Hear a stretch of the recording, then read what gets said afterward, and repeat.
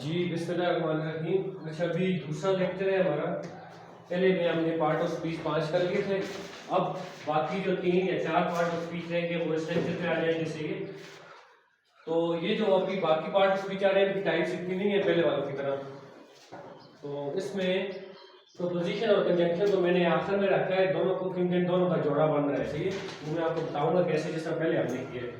पहले इंटरजेक्शन समझ लें। देखें, इंटरजेक्शन इन सब में से एक अलग चीज़ है।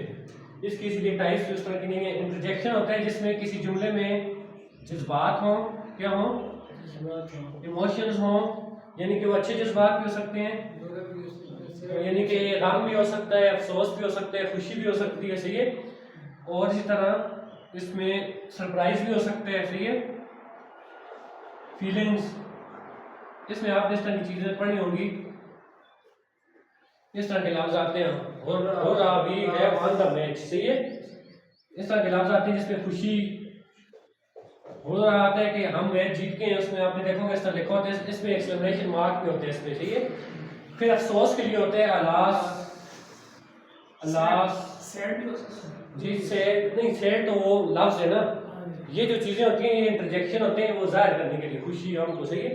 हो रहा खुशी के लिए, कोई चीज़ जीत जाए, इनाम जीत जाए। अलास अफसोस के लिए होते हैं। सही है। इसके अलावा और बहुत से होते हैं। तो ये सारे के क्या होते हैं, यही भी फीलिंग्स हों, जज्बात हों, ये आप पीछे सारे इंटरजेक्शन में से एक अलग चीज़ लगी होगी। सही है। प्रपोजिशन देखें, प्रपोजिशन बहुत इंपॉर्टेंट है। लोग इसमें इससे एमसीक्यूज आते भी हैं। सही है। प्रपोजिशन का जो काम होता है वो जुमले में, प्रपोजिशन और कंजंक्शन का फर्क आप इससे समझ जाएंगे। प्रोपोजिशन का काम होता है उस जुमले में जो आखिर में ऑब्जेक्ट होते हैं, ऑब्जेक्ट मैंने बताया था आखिर में होते हैं, उस ऑब्जेक्ट को जोड़ते हैं बाकी जुमले से। सही है। आपने देखा होगा इस तरह के लफ्ज होते हैं प्रोपोजिशन में, एट, इन, आउट, ऑन। सही है। इस तरह के लफ्ज आप देखे होंगे कि लोग कंफ्यूज होते हैं कि इधर इन लगता है, एट लगता है, ऑन लगता है। सही है। तो इस तरह के बहुत से प्रोपोजिशन होते हैं। अब इसमें भी टाइप्स हैं, जिसमें पीछे हमने टाइप पढ़ी। प्रोपोजिशन ऑफ टाइम होता है जो टाइम को जाहिर करता है। यानी कोई बंदा कहता है कि मैं 9 बजे आऊँगा, टाइम कहता है। सही है। फलां तकरीब 9 बजे, तो टाइम के साथ आपने देखा होगा कि 8 लगा हुआ होता है। 8 9 o'clock, 8 10 o'clock, 8 5 o'clock। सही है। और इसी तरह टाइम को सिर्फ ये 9 बजे 8 बजे ये चीज़ें नहीं होती। टाइम में दिन भी आ जाते हैं कि मैं क्लास होगी, मंडे को होगी, ट्यूसडे को होगी, तो वो ये जो दिन होते हैं इनके साथ ऑन लगा हुआ देखा होगा आपने। सही है। Class was on Monday, Monday को थी या आगे होगी तो कब होगी। सही है।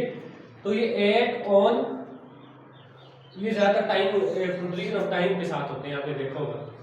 लोकेशन या प्लेस का मतलब ये है कि किसी जगह का बताना होगा, स्कूल किस जगह पे है। सही है।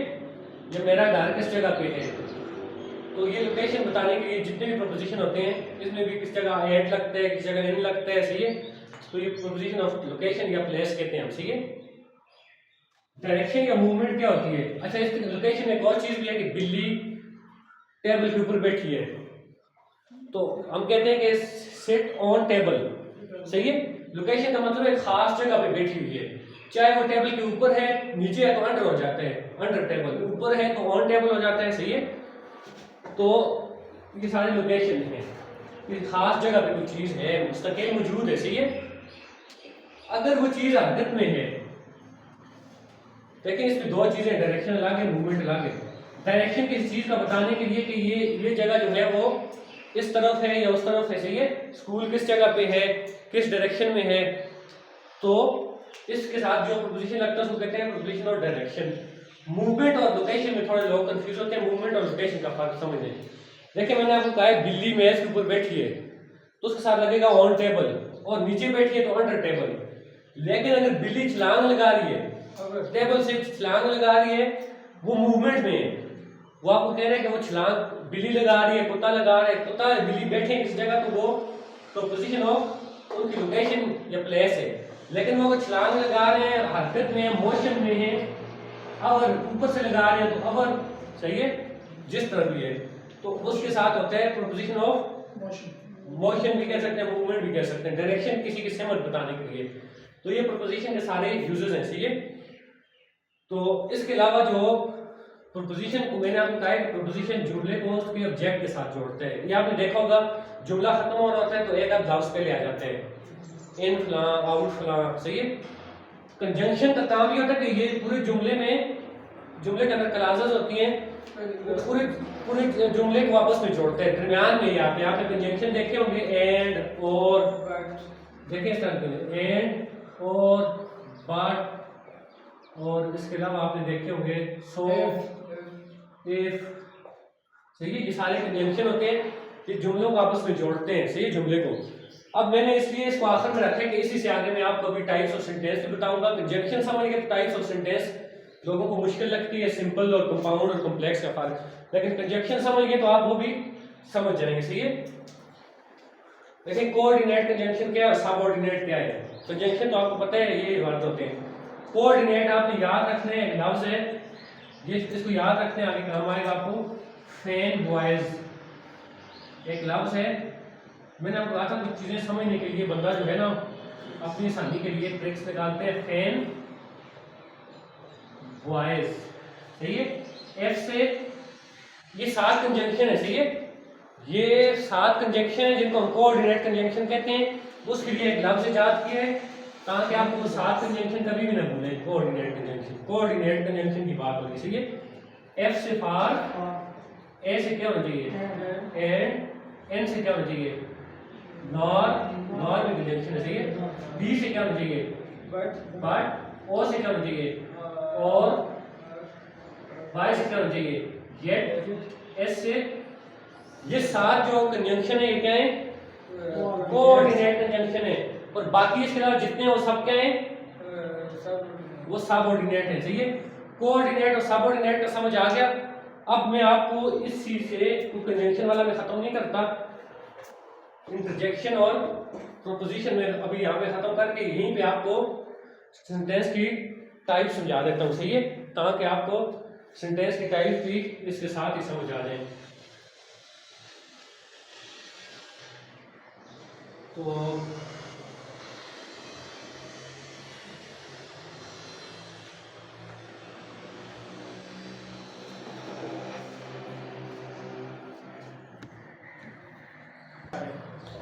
अच्छा देखें, इसमें अभी मैं आपको कंजंक्शन के बाद समझा रहा हूँ, वो इंटरजेक्शन तो क्लियर हो गया होगा। प्रोपोजिशन में इंपॉर्टेंट चीज़ है इसमें, ये आपकी बुक में आप एक काम करेंगे, मैंने प्रोपोजिशन आपको समझा दिया है, कुछ चीज़ें मैंने बता दी हैं। देखें कुछ चीज़ें कंसेप्चुअल होती हैं, कुछ चीज़ें आपको याद रखनी पड़ती हैं, क्योंकि प्रोपोजिशन में हर चीज़ कंसेप्चुअल भी नहीं होती। कुछ कंसेप्ट होते हैं, मिसाल तौर पर कोई बंदा, आपको जुमले के देख के समझना है। जुमले में अगर बंदा स्ट्रीट है, स्ट्रीट, लेकिन मैंने आपको कहा कि ऑन का लफ्ज होता है फिक्स लोकेशन के लिए। किसके लिए होता है, ऑन होता है फिक्स लोकेशन।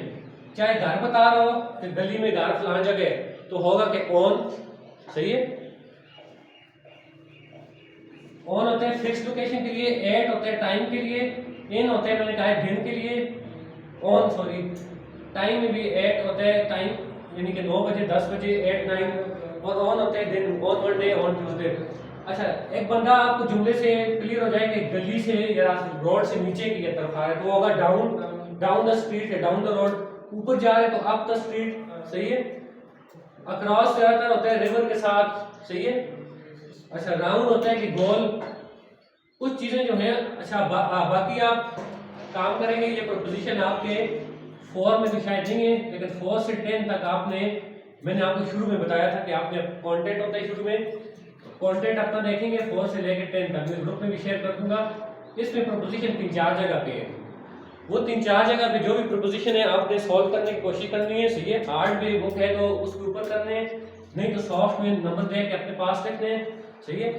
तो आपसे जो प्रोपोजिशन सॉल्व हो गए ठीक है, जो ना हुए आपने मेरे साथ शेयर करने हैं, तो हम उनको सॉल्व करके फिर वहाँ पे, क्योंकि हो सकता है कुछ लोग आधे हल कर लें, बाकी नो, कुछ लोगों से दूसरे नो, तो फिर आखिर में इस तरह होगा कि उनको सारा इकट्ठा करके आपको भेज दूंगा। प्रोपोजिशन जो आता भी है वो बुक से ही आते हैं। बुक में इस टाइम टोटल 25 से 30 प्रोपोजिशन है, बस इससे ज़्यादा नहीं है। तो 25 से 30 कोई मुश्किल नहीं है करना, सही है। हो सकता है 15 तक तो आपको वैसे भी आते हो, जो 5-10 ना आए तो वो आपने उनको सीखने हैं, सही है। तो रूल्स मैंने आपको कुछ बता दिए, कुछ जो रह गए वो हम आगे भी किसी लेक्चर के साथ कर लेंगे। अब हम जाते हैं स्ट्रक्चर। नहीं, स्ट्रक्चर मैंने समझा दिया था जिसमें ऑब्जेक्ट और सब्जेक्ट होता है। अब ये हमने करने हैं टाइप्स ऑफ सेंटेंस। क्या है? टाइप्स क्या है या काइंड्स क्या है, जिसमें ये 3 है। एक है सिंपल सेंटेंस, एक को कहते हैं सिंपल सादा जुमला, सही है। एक को कहते हैं कंपाउंड और एक को कहते हैं कॉम्प्लेक्स। कॉम्प्लेक्स पेचीदा, यानी कि सिंपल का ऑपोजिट, कोई चीज पेचीदा हो। अच्छा, ये कंपाउंड क्या है? कंपाउंड सेंटेंस समझाने से पहले मैं आपको कंपाउंड वर्ड बता देता हूँ, वो वैसे आगे आना था। देखिए, कंपाउंड का मतलब होता है दो चीजें जब जुड़ जाएं, सही है। कंपाउंड वर्ड ये होते हैं, मिसाल तौर पे दो चीजें जुड़ जाएं और दोनों की अपनी अपनी शनाख्त हो, सही है। ये लफ्ज़ आपने सुना होगा, तितली के लिए इस्तेमाल होते हैं, बटरफ्लाई। इसमें ये बटर जो है इसकी अपनी खसूसियत है। बटर किसको कहते हैं? मक्खन को। फ्लाई कहते हैं उड़ने को। तो देखिए, बटर अपनी खसूसियत है, फ्लाई की अपनी खसूसियत है, दोनों ने मिलकर एक नया लफ्ज बना दिया, इसको कहेंगे कंपाउंड वर्ड। मैं फिलहाल कंपाउंड वर्ड समझा रहा हूँ आपको, सही है। कंपाउंड सेंटेंस पे भी आते हैं, ये कंपाउंड वर्ड है। इस तरह कंपाउंड वर्ड और क्या हो सकते हैं? ये देखें, रेन बो, सही है। रेन बारिश और बो का अपना एक लफ्ज है, सही है। तो दोनों ने मिलकर बिल्कुल ही अलग तरफ बना दिया, इसको कहते हैं कौसे कज़ा, रेनबो, सही है। इस तरह के बेशुमार हैं। समझाने का मकसद ये था कि दो लफ्ज मिलकर जब एक तीसरा लफ्ज बनाते हैं तो उसको कहते हैं कंपाउंड वर्ड। तो दो जुमले मिलकर जब तीसरा जुमला बनाएंगे वो कंपाउंड सेंटेंस हो जाएगा। चलिए, कंपाउंड वर्ड आगे भी आ जाएगा दोबारा। अब हम समझते हैं इन तीनों का फर्क। ये मैंने अभी तक क्यों नहीं खत्म किया इसके साथ, हालांकि ये बुक में कहीं और है, ये कहीं और है, रिलेशन है, लेकिन इनका आपस में रिलेशन है। रिलेशन क्या है? कोई भी जुमला आ जाता है, आपको नहीं पता ये सिंपल है, कंपाउंड है या कॉम्प्लेक्स है, तो आपने कैसे पहचान करनी है ये बताता हूँ। कोई भी जुमला आ गया, सबसे पहले उस पर गौर करना है कि उस जुमले के अंदर कंजंक्शन कौन सा इस्तेमाल हुए। सबसे पहला काम क्या करना है? जुमले पे गौर करना है कि इसके अंदर कंजंक्शन कौन सा इस्तेमाल हुआ। जो आज जुमले के अंदर कंजंक्शन होगा, कंजंक्शन के बगैर जुमला बनता ही नहीं है। मैंने आपको क्या कहा है? कंजंक्शन का काम जुमले को जोड़ना होता है। कोई भी जुमला इन लफ्जों के बगैर बन नहीं सकता। ये या सबऑर्डिनेट जो इसके अलावा रह गए, उनके बगैर जुमला बन ही नहीं सकता, सही है। सबसे पहले कोई जुमला है, मुझे पूछे ये सिंपल है, कंपाउंड है, कॉम्प्लेक्स है, सबसे पहले कंजंक्शन पे गौर करना है। अगर उसमें ये वाले कंजंक्शन है साथ, जिनको हम कहते हैं कोऑर्डिनेट कंजंक्शन, क्या कहते हैं? अगर ये है तो वो जुमला कॉम्प्लेक्स कभी भी नहीं हो सकता। कॉम्प्लेक्स सेंटेंस में हमेशा सबऑर्डिनेट कंजंक्शन होते हैं, इसके अलावा वाले। अगर ये साथ हुए फैन बॉयज वाले साथ, तो वो जुमला कभी भी कॉम्प्लेक्स नहीं हो सकता। तो ये नोट करें कि कॉम्प्लेक्स जो सेंटेंस होता है उसमें हमेशा सबऑर्डिनेट कंजंक्शन इस्तेमाल होते हैं। ये फैन बॉय में से कोई भी उसमें, इसके अलावा बहुत से हो सकते हैं।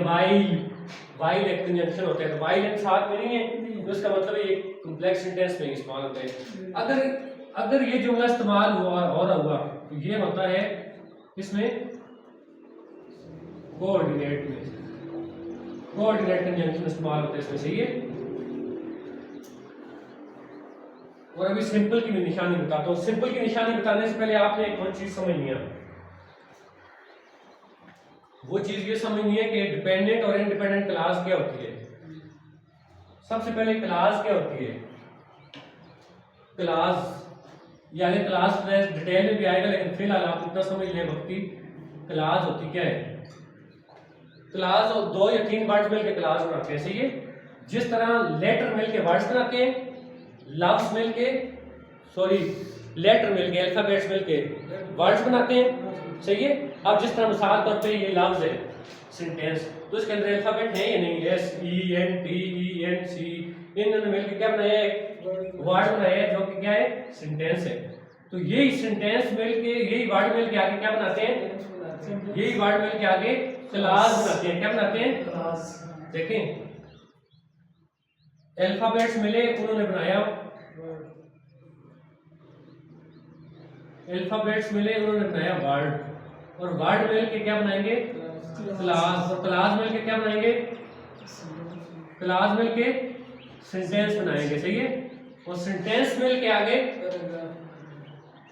पैराग्राफ बनाएंगे, लेकिन कंपाउंड सेंटेंस भी बना सकते हैं, कॉम्प्लेक्स भी बना सकते हैं, या सिंपल भी हो सकते हैं, सही है। तो क्लास समझ आ गया। अब हमने ये समझना है कि डिपेंडेंट क्लास कौन से होते हैं और डिपेंडेंट कौन से होते हैं और इंडिपेंडेंट क्या होते हैं, ये आपने अभी अब समझना है। अच्छा देखिए, अब क्लास आपको समझ आ गई, वर्ड से मिलकर क्लास बनती है और क्लास सेंटेंस बनाती है। अब डिपेंडेंट क्लास क्या है और इंडिपेंडेंट क्लास क्या है। देखिए नाम से जाहिर, डिपेंड उसको कहते हैं जो किसी दूसरे का मोहताज हो, किसी दूसरे पे डिपेंड कर हो, सही है। और इंडिपेंडेंट वो उसको कहते हैं वो जो खुद पूरा हो, सही है। लेकिन यहाँ पे क्या होगा, डिपेंडेंट क्लास और इंडिपेंडेंट क्या होगी, डिपेंडेंट वो होगी जो दूसरी क्लास होगी ना, उस पर डिपेंड करेगी, क्योंकि उससे मिलने से पहले पीछे हमने ट्रांजिटिव और इंट्रांजिटिव वर्ब पढ़ा था कि ट्रांजिटिव वर्ब में ऑब्जेक्ट के बगैर मतलब पूरा समझ नहीं आता क्या कह रहे बंदा, और इंट्रांजिटिव में आ जाते। तो इंडिपेंडेंट क्लास वो है कि जो खुद ही पूरी होती है, बगैर किसी और के अपना पूरा मतलब बयान कर रही होती है। और डिपेंडेंट वो होती है जो मुताज होती है पिछली चीज की, पीछे बात क्या हो रही है, सही है, पीछे बात क्या हो रही है। जब तक पिछली बात ना समझे तो आपको समझ ही नहीं आ सकती कि ये क्या कह रहे हैं, सही है। अब आप आए जी सिंपल सेंटेंस कंपाउंड पे, और सिंपल कंपाउंड और डिपेंडेंट इंडिपेंडेंट को मैं अलग लिख सकता हूँ, सही है। इन दोनों का फर्क आपको बताना था। ये आपने डिपेंडेंट और इंडिपेंडेंट को गौर में रखते हैं, तब आपको समझ आएगा। कंजंक्शन को भी गौर में रखने और डिपेंडेंट इंडिपेंडेंट क्लास को भी गौर में रखने हैं, सही है। दो चीजें गौर करने, फिर आप ये मसला क्लियर हो जाएगा। देखिए सिंपल सेंटेंस वो होता है जिसमें एक ही थॉट होती है और एक ही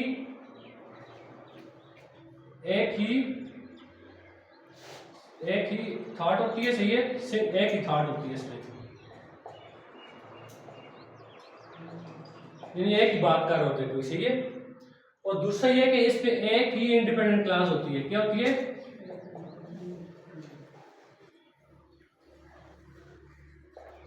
इससे आप समझेंगे सिंपल सेंटेंस। और कंपाउंड और कॉम्प्लेक्स को से कैसे समझेंगे, कंपाउंड और कॉम्प्लेक्स को देखें, इस सबऑर्डिनेट कंजंक्शन यूज हुआ तो कॉम्प्लेक्स है, और कोऑर्डिनेट हुआ तो कंपाउंड है। कंपाउंड की दूसरी निशानी ये है कि कंपाउंड में दो क्या होती हैं, कौन सी, इंडिपेंडेंट, दोनों क्या होती हैं। मैंने आपको क्या कहा था, कंपाउंड वर्ड में मैंने आपको क्या समझाया था, दो वर्ड होते हैं, दोनों के अपने अपने मतलब होते हैं, मिलके एक तीसरा वर्ड बनाते हैं जिसका अपना मतलब होता है। दो क्लासेस होती हैं जिनके अपने अपने वाज़ेह मतलब होते हैं, मिलके तीसरी क्लास बनाते हैं जिसका जुमला बनाते हैं जिसका अपना एक मतलब होता है। मिसाल के तौर पे पहले बल्कि मैं सबऑर्डिनेट बता दूं, इसमें मसला ये होता है कि इसमें इंडिपेंडेंट क्लास तो होती है, ठीक है, इंडिपेंडेंट एक होती है, सिर्फ एक होती है, सही है। लेकिन मसला ये है कि उसके साथ एक क्या होती है, डिपेंडेंट भी होती है, जिसका मतलब समझ नहीं आ रहा। एक भी हो सकती है और दो भी हो सकती है, सही है, एक से ज्यादा भी हो सकती है। तो ये मसला देखें, अब निशानी क्लियर होगी। सिंपल सेंटेंस में एक ही थॉट होती है और एक इंडिपेंडेंट क्लास होती है, सही है। इसमें कोऑर्डिनेट कंजंक्शन, इसको आप कोऑर्डिनेट और सबऑर्डिनेट्स भी पहचान सकते हैं। अब मैं आपको इसका जो है ना बताता हूँ, दो इंडिपेंडेंट क्लास कैसे होती है कंपाउंड सेंटेंस में। मिसाल तौर पे एक जुमला आ गया है, Ali is a teacher, Ali is a teacher and Fatima is doctor. अब मुझे ये बताएं, सबसे पहले तो आपने इसमें देखते हैं कंजंक्शन क्या है, कंजंक्शन क्या है, एंड है। कंजंक्शन से पहले देखिए अली इज अ टीचर, कौन सी क्लास है? Ali is a teacher independent class है या नहीं है? पूरा मतलब है अली इज अ टीचर, इससे मजीद कुछ जानने की जरूरत है। और फातिमा इज डॉक्टर, वो भी independent है। दोनों इंडिपेंडेंट क्लास हैं, दोनों ने मिलके एक किस्सा कंपाउंड सेंटेंस, दोनों सेंटेंस ने मिलके एक सेंटेंस। अच्छा इसमें आप देखिए, मैंने आपको कहा था कि कंपाउंड सेंटेंस को पहचानने के दो तरीके हैं। आपको वैसे कंजंक्शन पे गौर ना भी करते, सिर्फ ये देखते कि दोनों क्लासेस इंडिपेंडेंट हैं तो आप पहुंच जाते कि ये कौन से कंपाउंड है।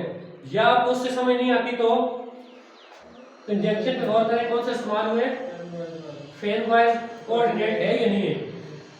दो निशानी है, दोनों पूरी है, एक निशानी भी काफी है पहचानने के लिए ये कौन सा सेंटेंस है, वो इंडिपेंडेंट नहीं है। कौन सा सेंटेंस है, कंपाउंड सेंटेंस है। कॉम्प्लेक्स सेंटेंस में मसला ये होगा, कॉम्प्लेक्स सेंटेंस में एक तो सबऑर्डिनेट कंजंक्शन होगा, दूसरा ये कि एक डिपेंडेंट क्लॉज होगी लाजमी, जिसका मतलब समझ नहीं आ रहा होगा। सही है, मिसाल तौर पे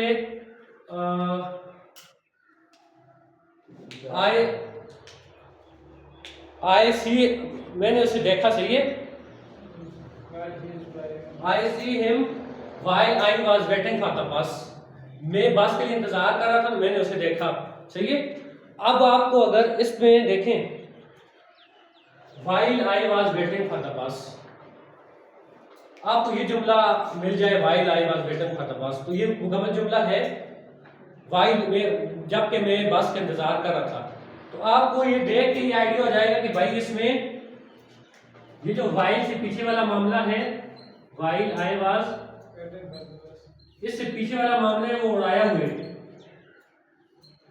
क्या हुआ है, उड़ाया हुआ है। इससे पीछे ये डिपेंडेंट क्लास है, इससे पीछे जो डिपेंडेंट क्लास थी, जब तक उसका नहीं पता लगेगा तो आपको समझ ही नहीं आएगी कि मैं बस का इंतजार कर रहा था, मैंने क्या हुआ है, कोई हादसा हुआ है, मैंने किसी को देखा है, सही है, कोई गिर गया है, पीछे वाली बात पता ही नहीं है आपको। एक तो आप दो तरीकों से आप पहचान सकते हैं कि ये कॉम्प्लेक्स सेंटेंस है, पेचीदा सेंटेंस है।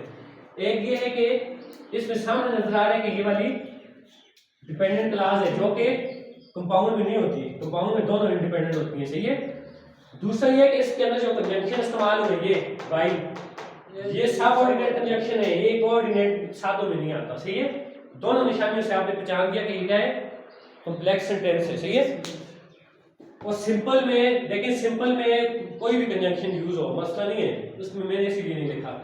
सिंपल को आपने एक चीज से पहचानना है, इससे बस, उसमें एक ही थॉट होती है, बेशक कंजंक्शन आ भी जाए, वैसे ज्यादातर अमूमन उसमें कंजंक्शन नहीं आता। सही है, क्योंकि जुमले ही है कि, लेकिन अगर आ भी जाते हैं, मिसाल तौर पे एक बुक में एक था, वो थोड़ा सा इसमें एक अलग सी चीज लग रही थी, father took the money, father takes the money, इस तरह का था। अब क्योंकि एग्जैक्ट बुक में वैसा नहीं है, father takes the money and give to cashier. देखिए एंड तो इसमें भी आ गए, लेकिन क्या आप इसको कंपाउंड कह सकते हैं? नहीं कह सकते, क्योंकि बात ये एक हो रही है, थॉट ये है, कैसे ये उसने पैसे निकाले और कैशियर को दे दिए, तो ये सिंपल सेंटेंस है। सही है, सिंपल सेंटेंस तो सिर्फ एक चीज से पहचानने हैं, उसमें एक ही थॉट होगी और 99% उसमें कंजंक्शन होगी नहीं, कहीं आ भी गया आपको फंसाने के लिए एक आधी एमसीक्यूज ऐसा बुक में मैं आपके साथ शेयर भी कर दूंगा, उसमें आपने इससे पहचान लेना है उसको। इन दोनों को किससे पहचानने हैं, दो निशानियां बता दी हैं, एक कंजंक्शन देखने कौन से, दूसरा क्लास देखते हैं कि एक क्लास की दूरी तो नहीं है बीच में, जिसको देखें। अब आप इसको काटते हैं ना, बेशक पीछे से काट भी दें इसको, फातिमा इज अ डॉक्टर या and Fatima is a doctor, तो पीछे से काट दें तो कोई फर्क पड़ता है, आपको वैसे ही पता लग गया कि फातिमा कह रहे हैं कि फातिमा डॉक्टर है, मजीद क्या जानेंगे इसमें, बेशक पीछे वाला जुमला काटा हुआ भी हो। सही है, तो दोनों इंडिपेंडेंट है, दोनों अपनी अपनी जगह पे पूरी हैं, तो मिलकर उन्होंने कंपाउंड बनाया है। सही है, इंडिपेंडेंट क्लास आप देखेंगे ना, उसकी पहली निशानी यही है कि काटी हुई होती है, while I was waiting for the बस, वो कुरान मजीद में भी है ना कि नमाज के करीब न जाओ नशे की हालत में हो। अब ये वाला जो सेंटेंस क्या है, ये वाला कॉम्प्लेक्स सेंटेंस है, वो कहते हैं ना कि जब तक रंजीत को उसके साथ नहीं पढ़ेंगे, एक चीज उसमें आ गई मैं आपको बता दूं, रंजीत को जब तक उसके कॉन्टेक्स्ट में नहीं पढ़ेंगे बैकग्राउंड में, तो लोग बीच में ये भी ना हो जाए कि नमाज के करीब ना जाओ तो नमाज पढ़ने छोड़ दें, कहते हैं ना। तो ये जो कॉम्प्लेक्स सेंटेंस होता है ना, इसमें ये आगे पीछे की चीजें देखनी पड़ती है, सही है। हाँ, तो बहरहाल ये सिंपल, कंपाउंड और कॉम्प्लेक्स मैंने इसीलिए आपको इसके साथ समझाना था कि इसके साथ लिंक है ये चीज, सही है। हालांकि बुक में उसने इस तरह नहीं समझाया, बुक में उसने ये कहीं और उठा के फेंका हुआ और ये कहीं और उठा के फेंका हुआ, सही है। अच्छा, इसमें आप इस तरह करेंगे कि ये बुक में एक आध जगह पे ये उसने बताया टाइप्स ऑफ सेंटेंस, सही है। तो वहां भी आप देखेंगे 5 6 एग्जाम्पल है सबकी, तो आपको वहां से क्लियर हो जाते हैं। मैं साथ भेज भी दूंगा, तो इसका मतलब आपको समझ आ गई। देखिए मैंने समझा दिया, अब आपने बुक खोल के देखनी है, सही है। तो बुक में ढूंढना भी नहीं पड़ेगा, सीधा कॉन्टेक्स्ट में जाएं, ग्रामर वाले पोर्शन में जाएं, उसके ऊपर वाज़ेह लिखा होगा कि मैंने इस पेज पे ये चीज बयान की हुई है, सही है। आखिरी चीज आर्टिकल रहेगी इस लेक्चर में, सही है। फिर 2 लेक्चर के अंदर हमारा पार्ट ऑफ स्पीच और टाइप्स ऑफ सेंटेंस बीच में एक्स्ट्रा में आ गया, ये भी सही है। ये भी हमारा क्लियर हो जाएगा। आर्टिकल देखें क्या होता है। आर्टिकल होता है ए एन और दा, ए एन और, अब ए कहाँ पे लगते हैं, एन कहाँ पे लगते हैं, दा कहाँ पे लगते हैं। कोई स्पेसिफिक हो तो उस पे मतलब जैसे इलाहाबाद या कहते हैं। देखिए पीछे हम पढ़ के आए थे कॉमन नाउन और प्रॉपर नाउन, सही है। पहले एन का मसला हल कर लें मेरे ख्याल से। एन कहाँ पे लगते हैं, दा कहाँ पे लगते हैं और आ कहाँ पे लगते हैं। देखें पीछे हम नाउन में पढ़ के आए थे कॉमन और प्रॉपर, तो दा हमेशा लगते हैं प्रॉपर नाउन के साथ, सही है। प्रॉपर नाउन किसी शख्स का नाम भी हो सकते हैं, जगह का नाम भी हो सकते हैं और चीज भी हो सकती है, सही है। दा उनके साथ लगते हैं, आ लगते हैं कॉमन नाउन के साथ, सही है। ये जो चीज स्पेसिफिक नो, और एन के बहाने आप एक और चीज भी सीख जाएंगे, वरना वो भी आगे आनी थी, वो है वावल और कॉन्सोनेंट। क्या वावल और कॉन्सोनेंट। वावल क्या होता है और कॉन्सोनेंट क्या होता है। देखिए हमेशा कहा जाता है ए आई ओ यू, ये वावल वर्ड्स है, ये वावल साउंड नहीं है, सही है। वावल वर्ड और वावल साउंड में फर्क है। वावल वर्ड तो उसने दूसरी तीसरी में पढ़ा दिए होंगे, सही है। आपका जो लेवल है उस पे वावल साउंड सीखने हमने। देखिए बहुत से लफ्ज ऐसे होते हैं जो शुरू इनसे नहीं हो रहे होते, इनसे शुरू नहीं हो रहे होते, लेकिन वावल साउंड होती है। मैं मिसाल देता हूँ, ये क्या लफ्ज है, ऑनेस्ट नहीं पढ़ते इसको ऑनेस्ट पढ़ते हैं। इसलिए ऑनेस्ट पढ़ते हैं कि इसका जो एच क्या है, एच साइलेंट है। एच साइलेंट है तो आवाज आती है ओ की जब पढ़ते हैं ऑनेस्ट। तो अब शुरू तो एच से हो रहे हैं, लेकिन लगेगा एन इसके साथ। क्यों लगेगा, क्योंकि हमने साउंड देख के एन लगाने हैं, वर्ड देख के एन नहीं लगाना। एक और मिसाल देता हूँ, ये क्या है, ज्यादातर एच ओ वाले ही होते हैं ऐसे। ये क्या है, इसको लोग हॉर पढ़ते रहते हैं, हॉर ये होते हैं आवर घंटा, सही है। इसमें भी एच क्या है, साइलेंट है, तो इसके साथ भी एन लगते हैं। सिर्फ मकसद बताने का ये था कि वावल एन जो लगाने हैं वो वावल साउंड देख के लगाने हैं, वावल लेटर देख के नहीं लगाना, सही है। तो 2 मिसालें मैंने दे दी हैं। ए और दा का मैंने क्या बताया, कॉमन चीज के साथ और स्पेसिफिक या प्रॉपर, सही है। बाकी ये बुक में है ए एन और दा बहुत सी जगह पे आता है, सही है। आपने उसमें देखना है कि वो जो चीज जिस चीज के साथ लगाने का कह रहे हैं वो स्पेसिफिक है या कॉमन है।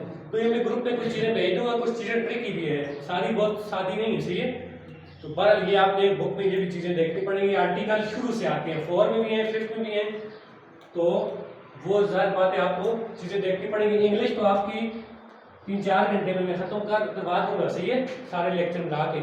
लेकिन चीजें थोड़ी बहुत आपको देखनी पड़ेंगी। इंग्लिश की अच्छी चीज यही है कि कोर्स बहुत कम है, लेकिन चीजें इंपॉर्टेंट है। तो आपको मैथ में तो आपको मैंने कहा था कि आपका टाइम अच्छा खासा लगेगा, इंग्लिश में चले उतना नहीं लगेगा, लेकिन इंग्लिश को भी आपने टाइम 4 घंटे का अगर मैं लेक्चर दे रहा हूँ, आप 4 घंटे की खुद भी देखें तो 8 घंटे में आपकी इंग्लिश क्लियर हो सकती है। लेकिन आपने उसको दिलचस्पी के साथ, तवज्जो के साथ करना है, सही है।